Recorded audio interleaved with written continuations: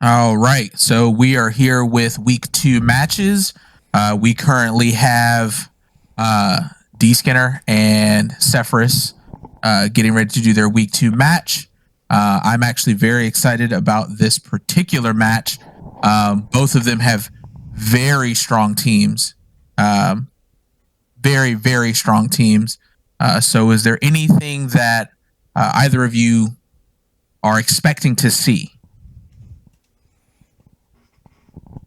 Definitely, well, I don't want to spoil what Cepherus is up to, but because I do know some of his plan here. But with Skinner, um, I'm hoping to see well, he didn't bring Rotom this time, but I expect him to be running like Earthquake or something on Marowak. Like I feel like he's going to definitely try to protect the Gyarados with Marowak a few times. I could potentially see a Trick Room from Gothitelle as well. All right. And Xlelius, what do you got for us? While we were preparing for Cephrus' team, we definitely knew that the Durant and the Zeraora were coming, because those are two of the largest threats on his team. But the Crawdon and the Arcanine were also things we needed to plan for. Right. I personally didn't expect that Drifblim would make an appearance. Right. So that's a little interesting to see. Okay. Well, I definitely think Gyarados is going to be a problem here, considering it can hit most things super effective, and anything else doesn't really want to take the hit. And its main source of protection is sitting right next to it conveniently. So let's let these guys get started. Really excited to see what both of them are going to do, because they're always. I'm very interested in the leads that we're going to have here. Very interested to see the leads here. I definitely think, depending on the type of Gyarados this is, we could see some setup here. And there it is. Interesting. Okay, so he's breaking out the Grimmsnarl. Okay, so are we thinking, what, screen setup? Because this is a very dangerous position. I could see a fake out on the Zeraora, because whatever that thing's planning could be obviously, you can't fake out Drifblim, though. Okay. Does Zeraora learn fake out itself? Zeraora also can learn fake out, so there's that. Gotcha. Okay. Do you think that the Gyarados Grimmsnarl is bait to bait the Thunder move into a swap to Marowak? It really could go either way.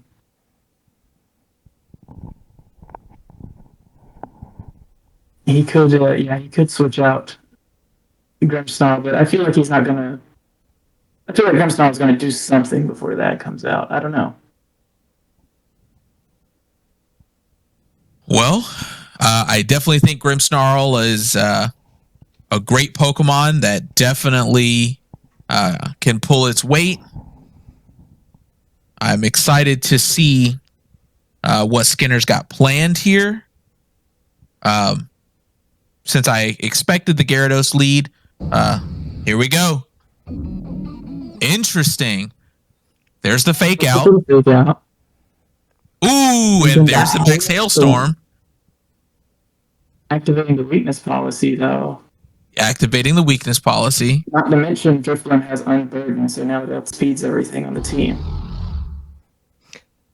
If he's running that, which I'm sure he is if he's running weakness policy. Correct. Not much else you can run aside from Flare Boost, but I'm seeing that. There's the Stoutland. Just went from being like a completely forgettable Pokemon to a very terrifying threat. I agree. I 100% agree. I'm not up to snuff on Drifblim's coverage, but any electric move whatsoever, honestly, I think Shockwave, 60 damage, 60 power, can't miss, might just straight up kill Gyarados. Drifblim actually and Plasma very good Fist. coverage. And there's the Max Phantasm. There's the taunt. Oh, and Snarl. That's a really good move. Snarl's a very good move, and it's a great way to nullify the danger that the Drifblim represents. I think this is actually the first time I've ever seen Zeraora take a back seat as far as being the main damage dealer. Like I said, neither one of these two like to play it super straight. Yeah, yeah. Usually when I see Zeraora, it is definitely the one dishing out the damage.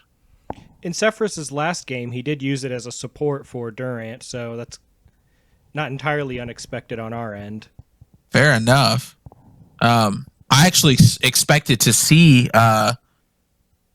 some more Durant in the forefront, actually.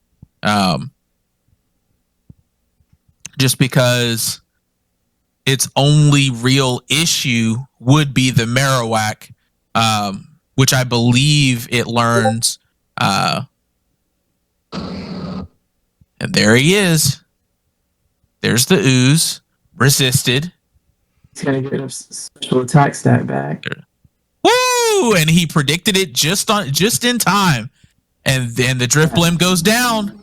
He predicted the lightning or the electric move perfectly. And I think that prediction should pay dividends here. Faster between. Okay, well, I wasn't expecting Crawdon, because both are really slow. But I think, Crawdon's just a bit faster if depending on how they have it trained. So, I mean, Crawdon's really nasty, so he could probably take out the Marowak this turn, but easily. Gyarados is still a problem. Yeah, and Crawdon does learn Aqua Jet. I'm not sure if you mentioned that. True, he does learn that. And yeah, he does learn Aqua Jet and does have a very impressive attack stat. So with adaptability, that just makes it so much harder. Yeah, absolutely. There's the swap into the Swoobat, and in comes the Stoutland. There's the Aqua Jet, right? And it looks like Stoutland took that. Stoutland took that very well.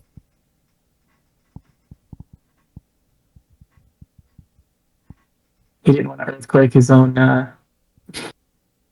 He didn't want to earthquake his protection. Yeah.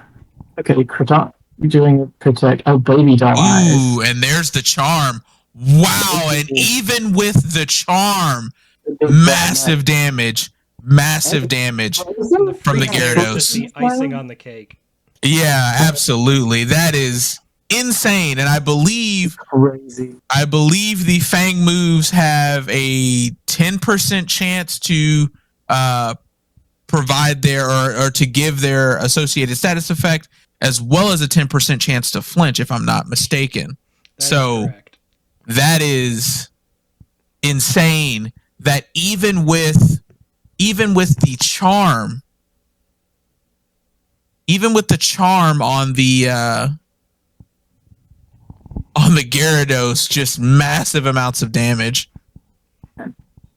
Expect a crunch, but he's running ice instead. Ice Fang. If that had been crunchy, he would have been dead. Yeah, and there's the baby doll eyes. All right, so in comes the mind games. Are we going to see the surprise swap of the Stoutland into the Marowak? That's a gamble that Cepherus is going to have to take. Yeah, I mean... Absolutely. Absolutely. Without Plasma Fists, he's not really going to have an answer to that Gyarados. So do you think... Go ahead. I'm just saying, at the same time, whatever he does, Crawdon can take it out this turn. Ooh, and there's the protect. At this point. The Stoutland is really just playing his role very well, providing just multiple levels of support here, lowering stats and just taking damage. Ooh, was not expecting that, but I think that this is a great opportunity. I think this is a great opportunity to reset Gyarados' stats, so that way you don't have any of those defense drops and attack drops. So yeah, that's really good actually. And Stoutland just lives that at 1%. And Stoutland is just taking it. I think that, and there's the baby doll eyes again. Brutal swing. And there's the earthquake. Ooh, and Zeraora living, taking the hit. And here it is. Constant attack drops from Dskinner are really putting Cepherus in a tough position. Yes, a very tough position, actually. The Intimidate cycling, yeah. It is very unfortunate that he does not have a Pokemon with Defiant or Competitive to kind of counteract that. Honestly, I'm not sure what the counter to this is. I don't know an effective way to deal with constant attack drops from Intimidate.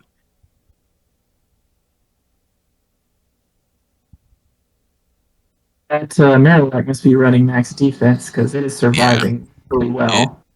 It tanked that opposite. And there it is. Skinner picks up the round 1. I'm very interested to see how Cepherus navigates round 2.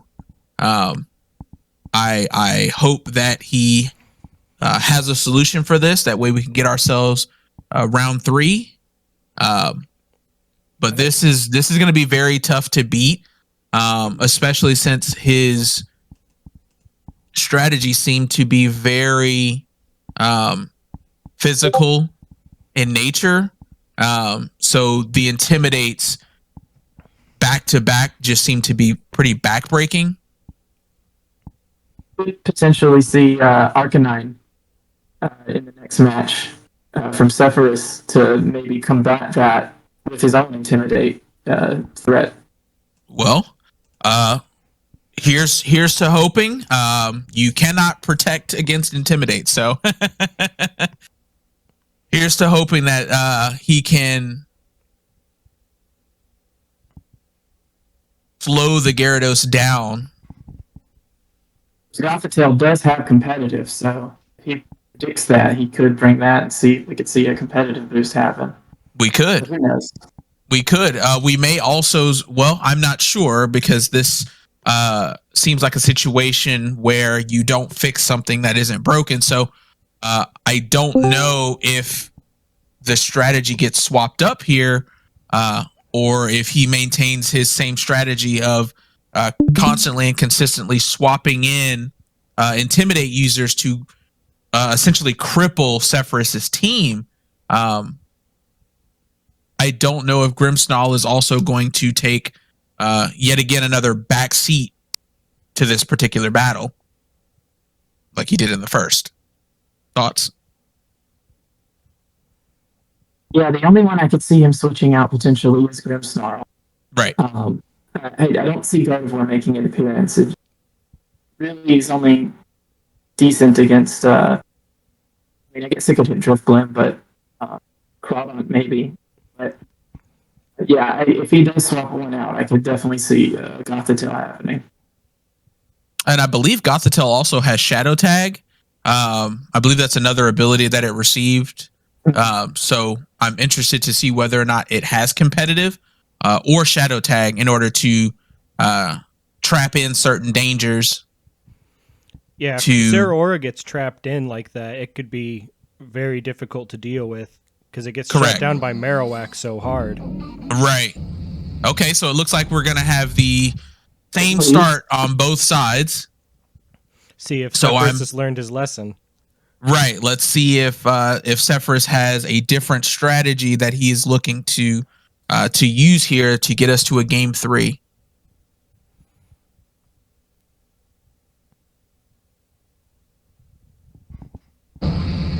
And there's the Dynamax, and there's the Dynamax. There's the fake out. And there's the Max Quake. Ooh. And he takes it. He takes it well. And that's resisted. Okay. So are we predicting a swap into Marowak?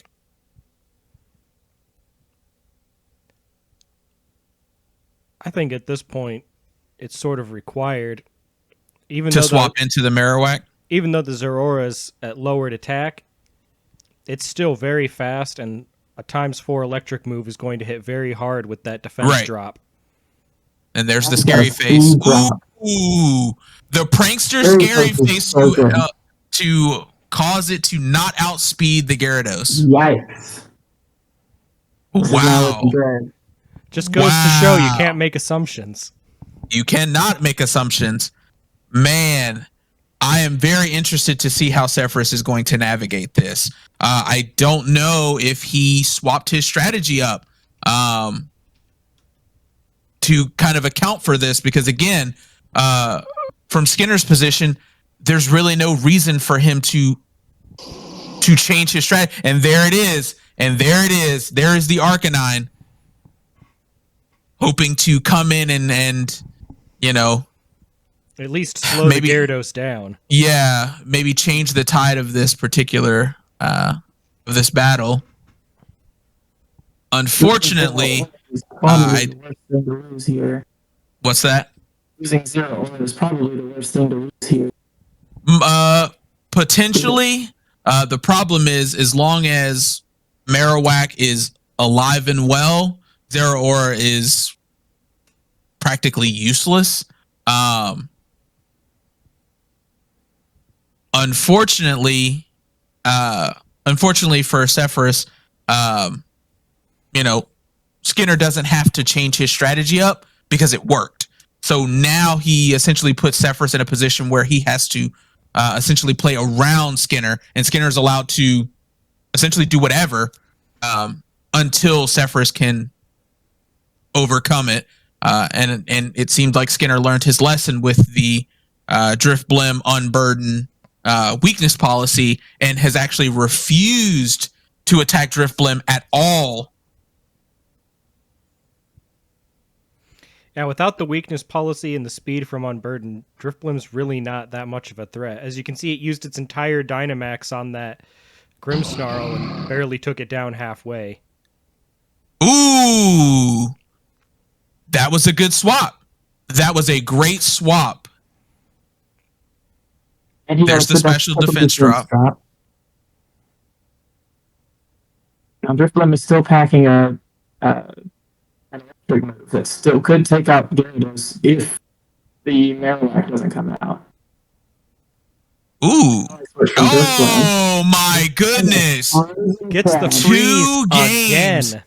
2 games in a row. Got the freeze. And honestly, that did so much. I don't know, but I think that is just absolutely backbreaking. I think Crawdaunt is just dead weight now. I think the only benefit it could serve is giving you a safe swap at this point. I don't know what else it could do.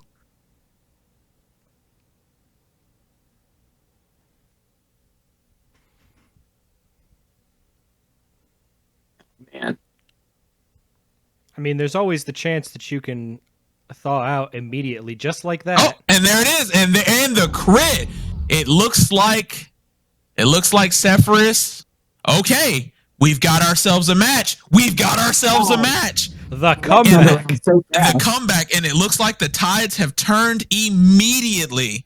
immediately. And it looks like Cepherus is actually in a more advantageous position because he has 3 Pokemon left to Skinner's 2. And I'm pretty sure this Crawdaunt hits Marowak super effective with that Aqua Jet. With the reflect up, it would. Ooh! Exactly. And there it is. There's the ally switch.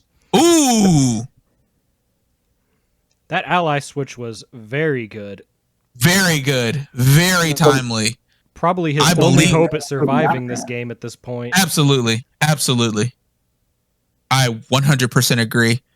Looks like Cepherus is not going to go down without a fight, which is great. Enter the mind games where you now have to guess whether or not your opponent is going to ally switch again. And ooh! I switched there. And it looks like things are getting rough for Skinner. That one turn changed everything. Changed the entirety of this entire battle.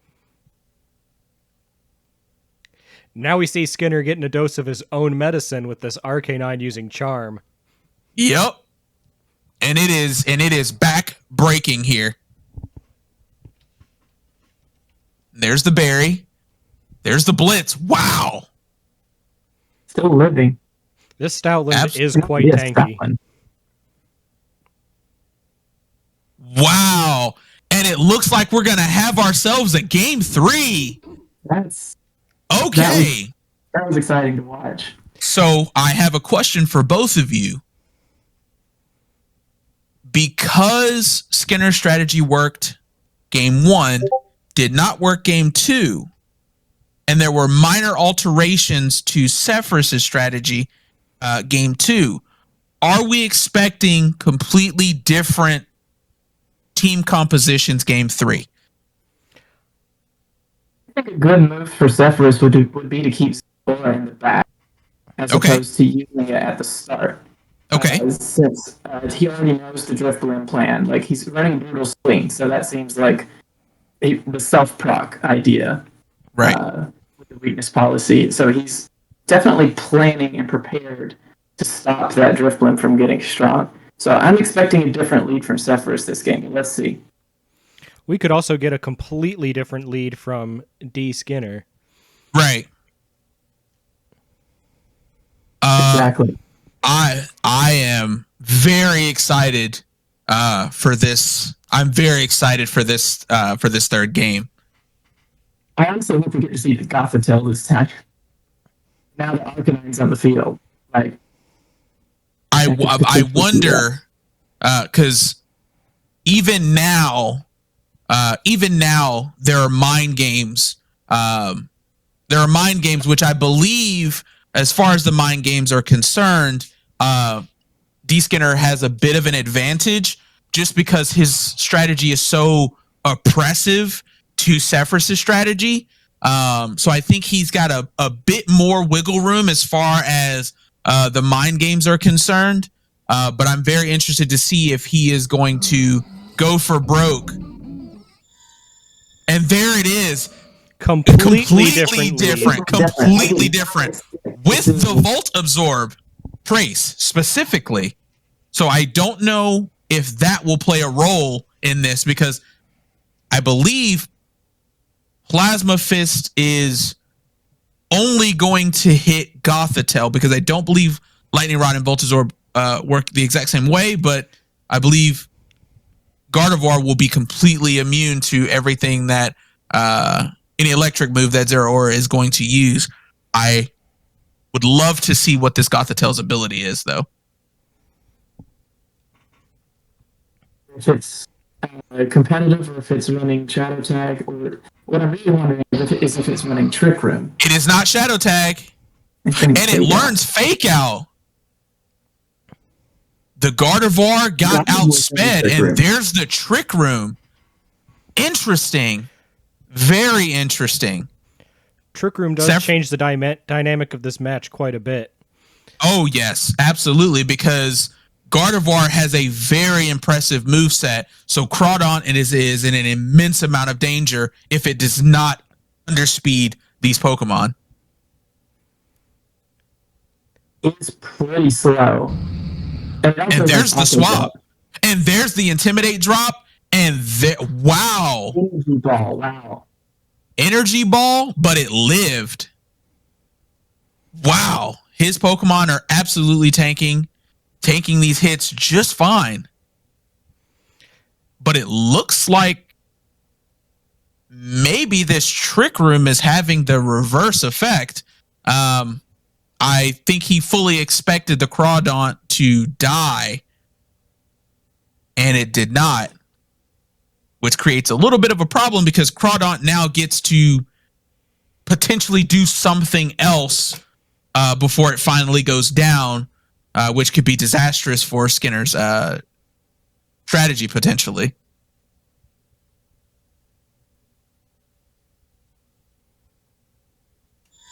And there's the Dynamax on the Gothitelle. Dynamax on the 31%, going for a max guard. And there's the ooh.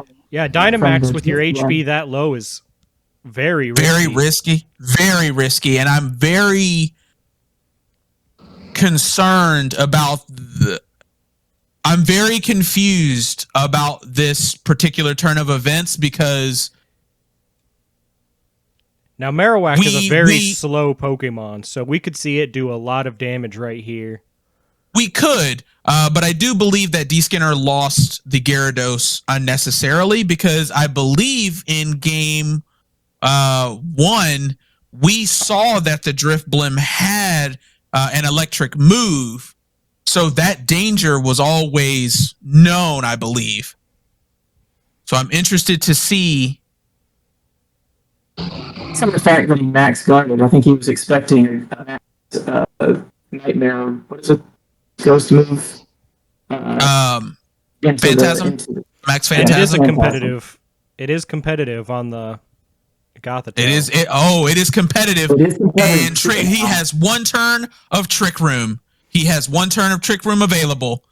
This puts Cephalus in a really tight position right now. Very tight position. He just guarded with his Drifblim, so he can't do it again. So he really, unless he gets lucky. He could, but that would take a great deal of luck. Whatever Gothitelle hits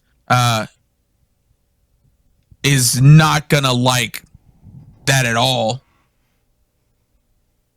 Something is going to take a massive hit right now.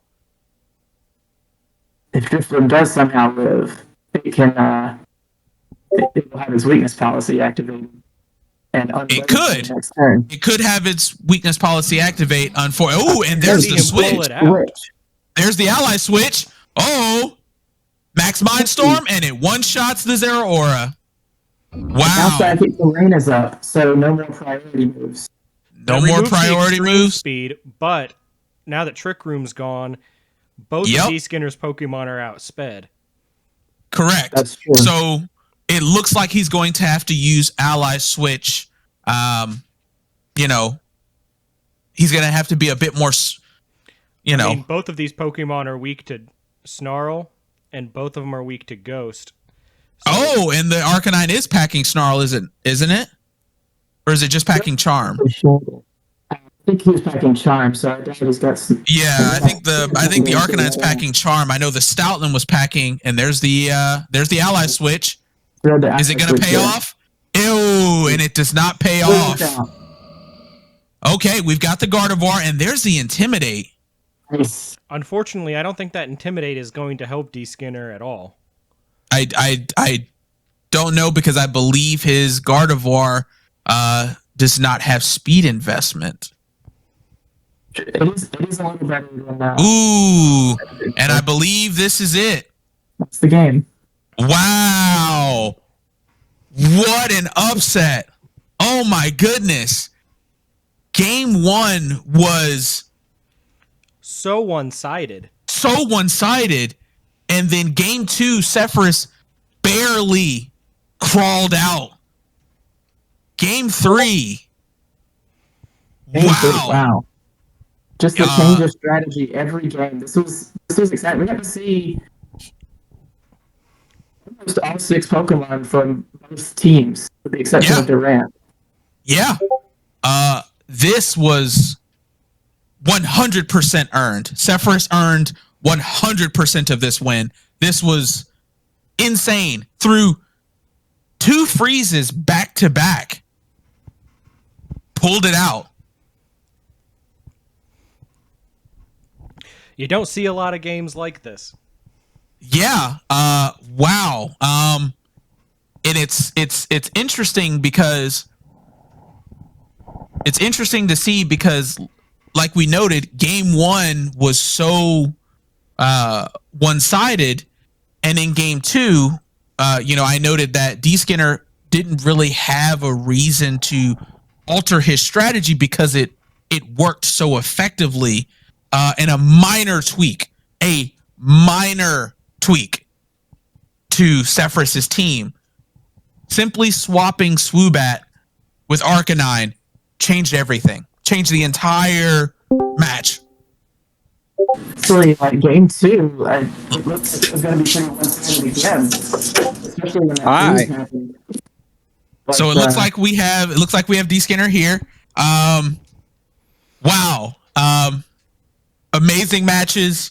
What do you have for us? How are you feeling?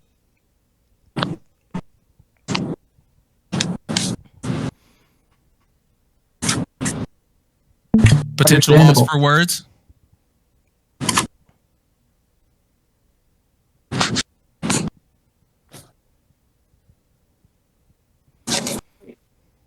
Oh. He might potentially need a moment. But go ahead, Digdogger. I know you were saying something.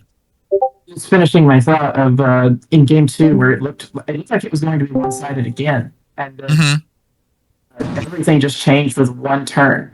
Yeah, like I thought with the that it was over, and the freeze did stop one of his moves, and that can easily end a game in this format. But absolutely, 100% agree. Guys? Okay, so looks like we have Dskinner here. Amazing matches. Great Pokemon, great choices. How are you feeling after these series of matches? Not bad. I mean, I told Ben I was scared of this Drifloon for a while because I did that same strat a season or 2 ago, and I was pretty scared of the weakness policy fling or some shit. So right, had me kind of spooked. And honestly, Gyarados was more so spec to kill the Durant because I was packing Fire Blast on the Gyarados and the weakness policy, and I had just enough EVs that since he outsped, if he popped weakness policy, I go to +2 and I kill him even if he's Aqua Berry Dynamax. So. Oh, okay. Wow. So it looks like you put a lot of prep into this, and we actually saw you alter your strategy a little bit in game 2 after the weakness policy unburdened. You actually shifted your strategy a little bit to account for that, and sort of kind of made the Drifloon take a little bit of a back seat and kind of, I'll deal with it a little bit later. Was that kind of your thought process? Yeah, it kind of was, and I can tell you it pretty much backfired because honestly, that was the only thing that could kill Marowak. So leaving it alive and Marowak in the back it just feels bad now. So rip that, I guess. I mean, well, I guess Crawdaunt could have if.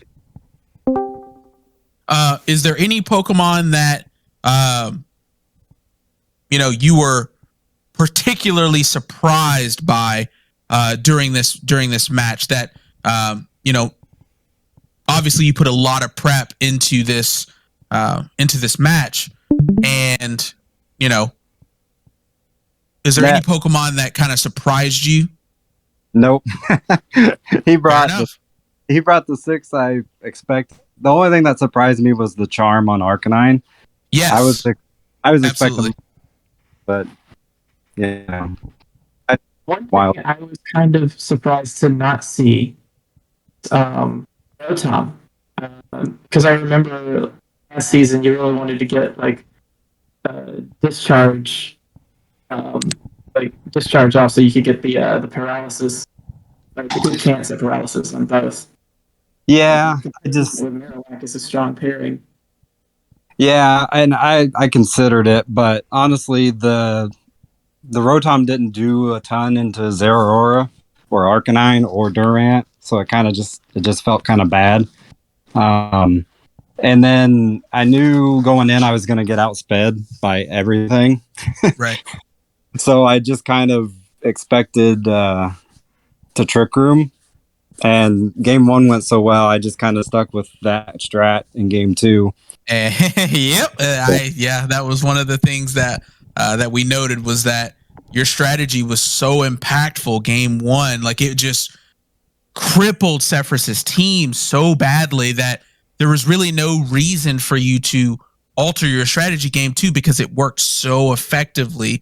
Game one, what we did not expect was the minor change that Cepherus made with just one simple Pokemon, and it changed everything. Yeah, yeah, and I my thoughts in game two also were, well, if I get the Max Quakes off, I'll get the Spadef boost, and if Right. Drifblim get the weakness policy, he's not killing Gyarados. So Right.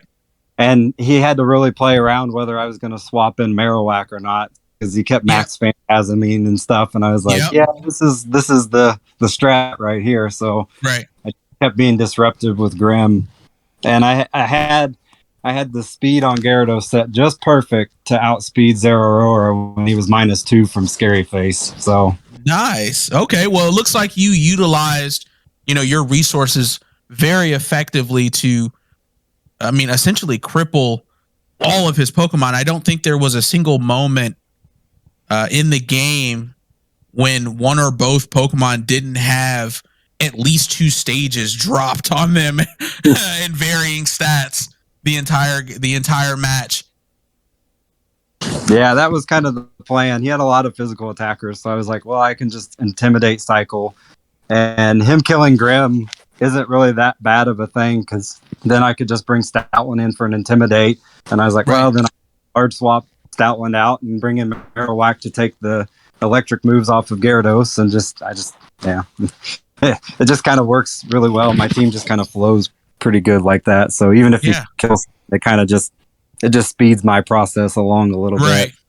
Well, again, good games. Like I said, it looks like you did a lot of prep, and it really showed. It really showed that you did a lot of prep. Good games out there. Gyarados was an absolute monster. Absolute monster. All right, thanks, guys. Good game, Seth. Yeah. All right, I do have one question for both of you, if you can stick around, Skinner. Yeah, I got a couple minutes and then I gotta go. Okay, just a quick question. I just want to know your thoughts and feelings when the freeze happened in game 2. I felt bad. Like, I honestly, I didn't even remember that Ice Fang could freeze. I thought it would flinch, not freeze. So I feel real bad. I mean, he thawed instantly, so. Yeah, he did that instantly the next turn, but it did stop one move, but it was still, Yeah. It counts. Thought it was, there was a bunch of stabilized in the chat. Feeling Cepherus. What? And we have Cepherus here. How are you feeling? I gotta run, guys. See ya. All right, good games. Hey, fantastic game, Skinner. Yeah, good games. All right. Well, we have Cepherus here, our victor. Wow. Wow. Wow. How are you feeling? Because this was amazing. There's honestly, there's no way I won game 2, dude. I don't know how I did that. It was honestly, I think the weakness policy proc, like Drifblim just takes hits better than I think you expect. Yeah. Okay. Yes. So he lives and gets the weakness policy proc, and then with Unburden on too. I mean, he just like at a late stage in the game like that, where you can't really set Trick Room very easily anymore. Right. I think he just kind of like went to town after that. So that one turn did change everything in game 2. Yeah. Yeah. Absolutely. If I didn't instant thaw, I definitely lost that game. Like 1000%. I'd already given up, honestly, after the scary face. For real. Yeah. So let me see. Some things of note.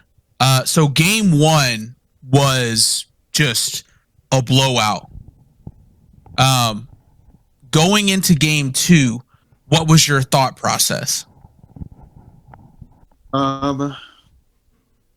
So game 1, I was like, I actually had the read where he swapped in Marowak. I just chickened out. I was definitely going to Max Phantasm, and I had Drifblim calced to outspeed Zeraora after Unburden. So okay. So Drifblim goes first because he's got weakness policy Unburden going. He hits a Max Phantasm on the swap before Zeraora can get off Plasma Fists, and the Max Phantasm lowers defense to counteract the Intimidate drop. Right. Which would have been a clean turn, but I chickened out on the and went for the safer play that I think definitely lost me the game. So game 2, I was kind of just like, I'm not going to do the exact same thing again. So I just clicked buttons, honestly. And again, I had given up game 2 for lost, I'm pretty sure. I was like, I don't think I'm coming back from this. And then... Well, the simple swap from Swoobat to Arcanine, it just paid dividends. The entire match paid dividends the entire time. It's because Swoobat sucks ass, dude. All right. Well, with that said, everybody, make sure you're watching the free agency moves, because you might see somebody there.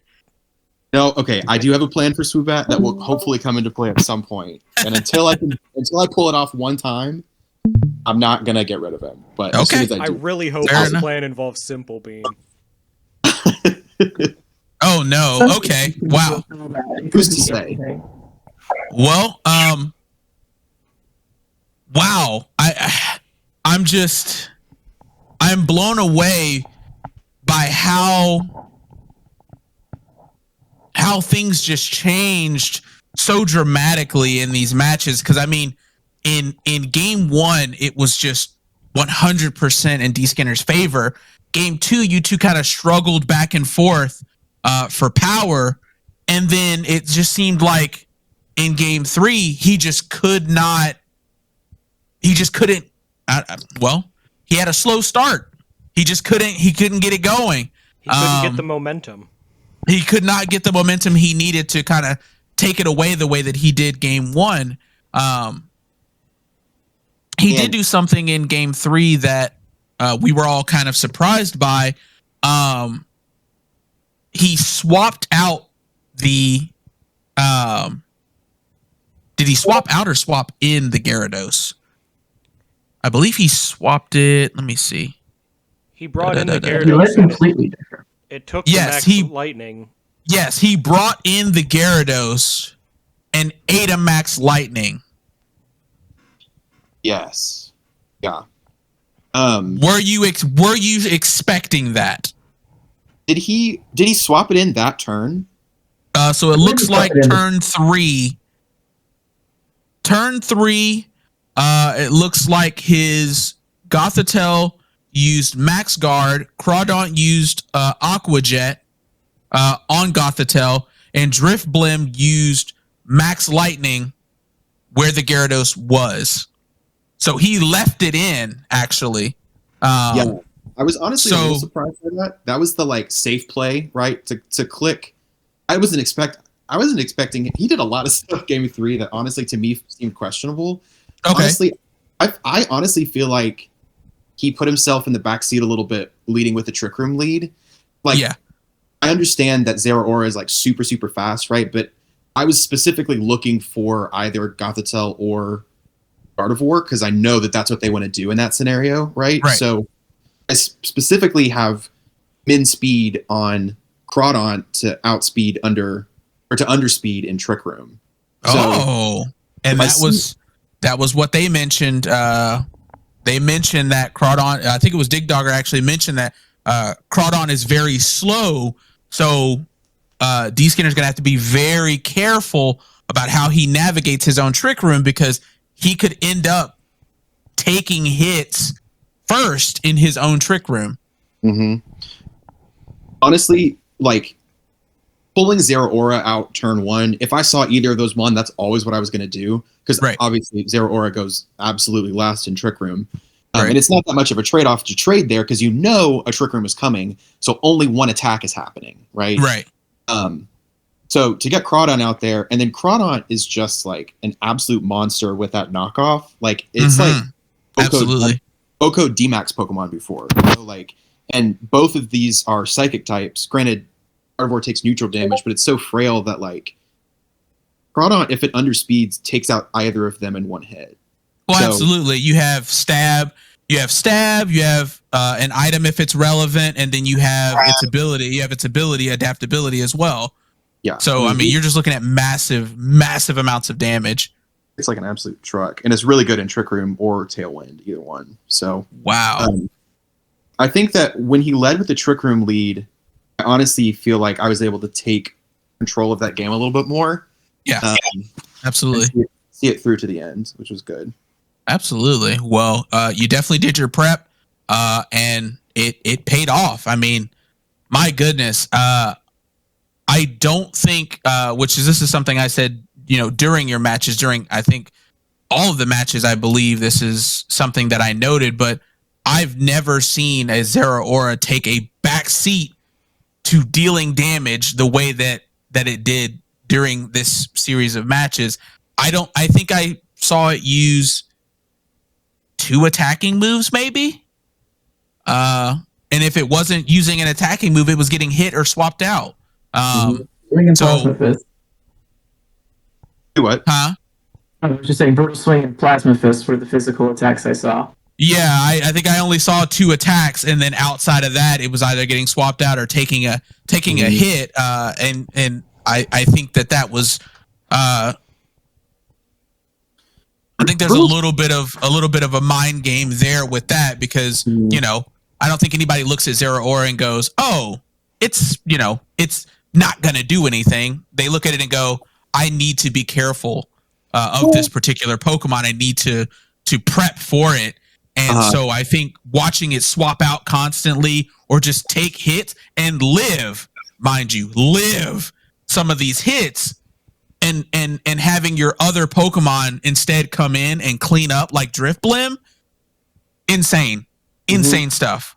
I mean, it's crazy to see that Zeraora was the first Pokemon drafted and it's being used as a support. Exactly. He is one of my favorite archetypes of Pokemon are really heavy hitters that can also be run as really strong supports. Yeah. I think a good support honestly makes or breaks a season for real. Like for those who were in last season, like Hawlucha was like my MVP, right? And it's usually run as like an unburdened sweeper, but like Pokemon gets ally switch, tailwind, coaching, like yes, it does, and it's a great Dynamax Pokemon as well. Yeah, if you have to go there. These 2 weeks that I've used Zeraora have both been as supports. I really loved a super, super fast Brutal Swing to proc Unburden and to break any sashes. That was a Coco Show idea.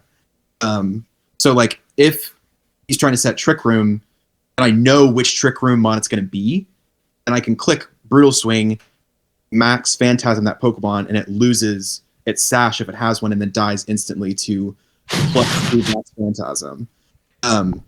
But when he led with both Gothitelle and Gardevoir, and I didn't know which one was going to do the Trick Room, that's when I decided to bring in Crawdaunt. But, you know, who's to say that Zeraora in a couple of weeks isn't going to be run as a super potent offensive threat?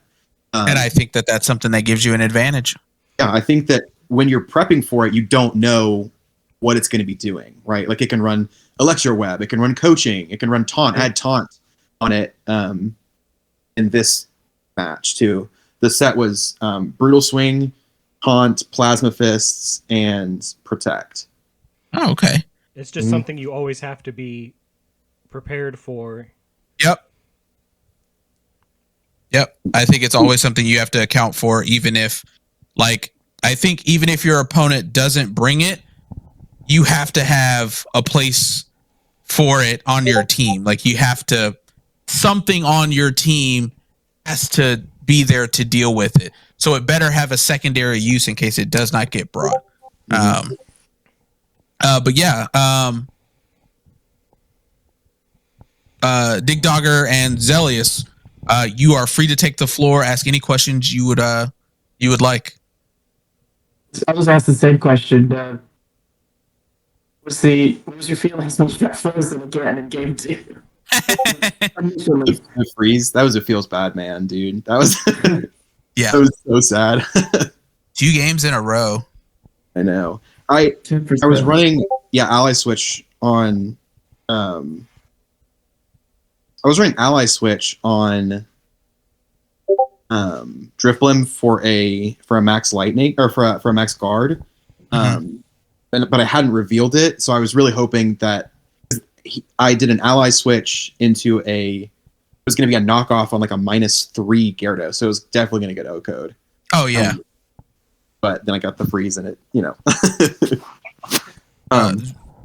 Xlelius, do you have anything? So you had mentioned that when Gardevoir and Gothitelle both came out that you really didn't know which one was going to Trick Room. And that was something that we had discussed when we were planning for your team. It was actually a suggestion of mine to open with those and click Trick Room on both, just so when you killed one, the other would activate Trick Room, and you still wouldn't know which one it was. Well, oh my gosh, dude, that would have been insane. Because my answer to that was to swap into a slow Pokemon, right? But in that case, 2 Trick Rooms go off and you were back to normal again. So I'm still at a disadvantage in that scenario. Although you take a hit from Drifblim in that case. Yeah, things didn't quite work out that way, but it was still a nice little trap to throw them both out there and confuse you like that. Dude, that would make you figure it out. I was glad to see someone using Trick Room Gardevoir like I did last season. We do have a question from the guy Nate. He wants to know, Cepherus, are you disappointed with Zeraora at all 2 matches into the season? Does he want to come in and say it to my face?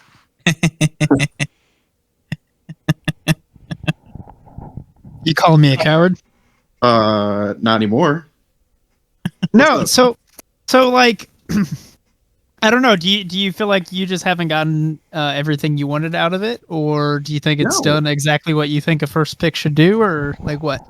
Now, here's the thing. I think that I haven't gotten to use it as the really serious offensive threat that it can be.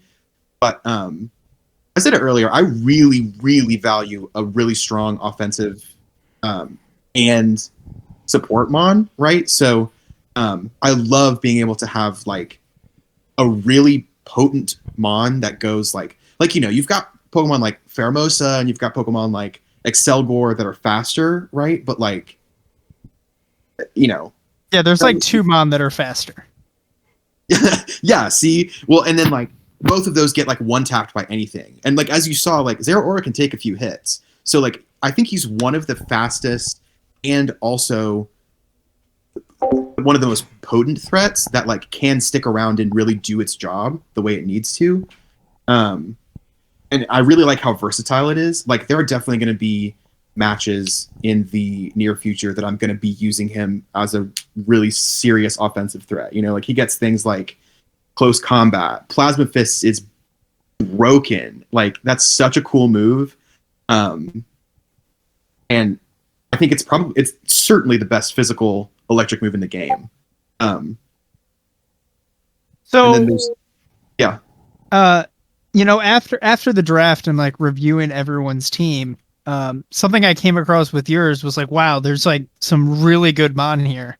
But then I think I looked a little closer. I'm like, okay, like I don't really know where his support mon is coming from. That's like setting up, a Dynamax Pokemon or whatever. Mm-hmm. Do you feel the same? And is that why you're running Zora support? I think that here's the thing. What even is my team? I think most of the Pokemon on this team, and I'm not going to reveal everything, but have really strong support that they can provide as well. Like Zeraora, obviously. The thing about Drifblim too is it gets a lot of really incredible support moves. Like it's got Strength Sap, it's got Will-O-Wisp, it's got all the kind of stuff you see from like Blair and Corsola, except it can be super fast if you can find a way to proc Unburden, right? So I've got some plans for stuff like that. We saw Arcanine in this match. Very, very strong support Pokemon. So I think I kind of just went full tilt into like nobody knows what my support mod is going to be. And it worked well. Yeah, I have had 2 really close matches in a row, like 2 weeks in a row. But I like the malleability that this team is like offering me. I think that I can do kind of a lot of stuff with it. So, and I definitely don't have any like absolutely busted crazy Pokemon. Honestly, like I think Zeraora is like a very good Pokemon, but I also think that he's maybe not like. Honestly, Nate, for real, I'm gonna tell you, going back at least for the first 2 weeks, I was like, Caleb, I think I wish I had picked up Volcanion because that is crazy Pokemon. But disgusting, honestly. But no, I'm happy with my team, and I think that I've got a lot of cool stuff under the hood, and we're gonna see it in weeks to come. All right. Well, commenting on the like adaptability comment that you made, I agree 100%, and I think anyone in here would be a fool to not agree, considering the one-sidedness of game 1, and then the fact that only one Pokemon changed in your entire strategy, and you were able to pull game 2 out, and then game 3 was just all in your favor. So I think we all agree that your team has a lot of flexibility and allows you to utilize varying strategies. I mean, gosh, you were able to counteract a double intimidate lightning rod strategy with Zeraora on your team. So I think you've got a great team, and I'm excited to see what else you've got. Does anybody else have any questions? Because if not, we will let Xlelius stop the recording. I think I'm good. I guess one question for the group of us, like big picture, how are we feeling like the league and the standings are kind of shaking out? Like, are we seeing like some upsets that we weren't expecting? Are we, what do you guys think? I think one of the things that has really like impressed me this season is a lot of the newcomer talent is really good. Thank you. Yeah, no, definitely you fall into that, man. Like, and a lot of the people that I've seen come in this season, I've never seen them play before, have just like really impressed me with their team building and the way that they approach games. I think that's really exciting for the future of the league, and I think that it's going to make things a lot more competitive and exciting to watch. So, yeah, I definitely feel like there's been quite the leap this season, and when it comes just to like, I feel like teams seemed a little bit more balanced, from top to bottom. Balanced. That's what I was going to say. And says the guy with Murkrow and Volcanion. First 3 picks are busted. Yeah. I got lucky with that. But then like even the gameplay, I think people are just just getting better at not being very predictable and coming up with some scary ideas. Yeah, absolutely. I mean, with this many people in the draft, I'm kind of surprised to see that like every single team looks strong. Like everybody's got some threats. Like you can't just discount anybody based on their team. Absolutely. Yeah. Absolutely. I 100% agree with this. And I think, obviously this is my first time participating in the draft, but, I have gone over the Excel sheet several times because I'm afraid of the future. But I think right. Yeah. But I definitely think that with this many people, you'll definitely get to see people's ability to build a team, because it's not as if you have, 16 people that just cycle through all the legendaries and then pick up whatever's left over. You have, 36 people or 32 people, and every good legendary goes round one. Now you're forced to actually craft a strategy and utilize your Pokemon in ways that aren't exactly the norm. Like this Arcanine, for instance. I didn't even know he got Charm. When I see Arcanine, I think of Intimidate, Wild Charge, Flare Blitz. That's it. I didn't know Arcanine had 4 moves that you use outside of those two. Like, dude, he's crazy. He gets Snarl. He gets Charm is super good. Yeah, like he gets Will-O-Wisp. Yeah, like in my head, it's those 3 things: Intimidate, Flare Blitz, Wild Charge.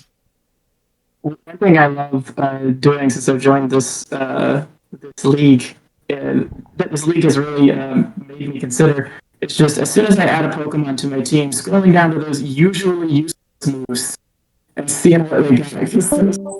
There's honestly some really good stuff in there a lot of times that people don't usually expect.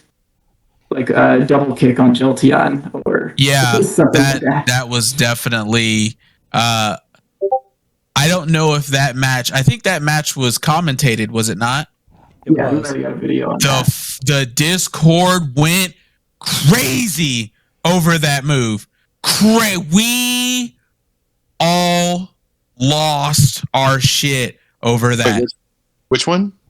The double kick on Jolteon for the kill. Oh, we lost our minds over that. Because it was just, I mean, honestly, it was controversial is what it is. Because, like, I was not, baby, I haven't seen double kick on Jolteon since, like, Pokemon Stadium. That